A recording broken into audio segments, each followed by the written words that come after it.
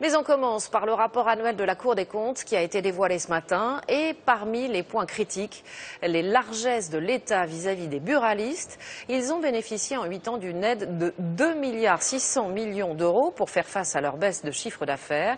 Une baisse qui ne s'est jamais confirmée dans les faits. Explication Caroline Thébault. Des aides injustifiées. Voilà le constat sévère de la Cour des comptes sur les subventions accordées par l'État aux buralistes depuis 2004. Des aides en cas de fin d'activité, pour financer leur retraite complémentaire, ou encore, comme nous le montre ce buraliste, pour financer un système de sécurité. Voilà, c'est ça. C'est le boîtier principal, donc il permet donc de gérer l'alarme, principalement, et puis tout ce qui est système de fermeture. Un système qui vaut 10 000 euros, financé à 80% par l'État. C'est une aide qui est tout à fait logique, à mesure qu'on prend des risques comme tous les jours, avec les produits du tabac qui sont quand même exorbitants. Le prix du paquet le plus vendu a presque doublé, de 3,60 € en 2002 à 6,20 € en 2011. L'État a donc mis en place des aides pour compenser la baisse des ventes.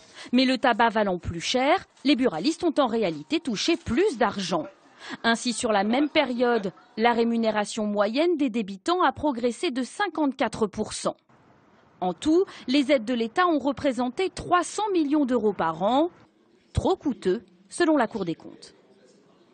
Il n'y a pas de raison de faire financer par le contribuable, je dirais, une partie de la rémunération des buralistes alors même qu'elle augmente. Mais ce soutien financier, il est indispensable, répond ce matin le porte-parole des buralistes. S'il n'y avait pas eu ces aides, ce n'est pas 6 000 buralistes qui auraient disparu, c'est peut-être plus de 15 000. La Cour des comptes estime qu'il faudrait revoir et surtout mieux cibler ces subventions qui ne profitent pas assez, dit-elle, aux buralistes en difficulté.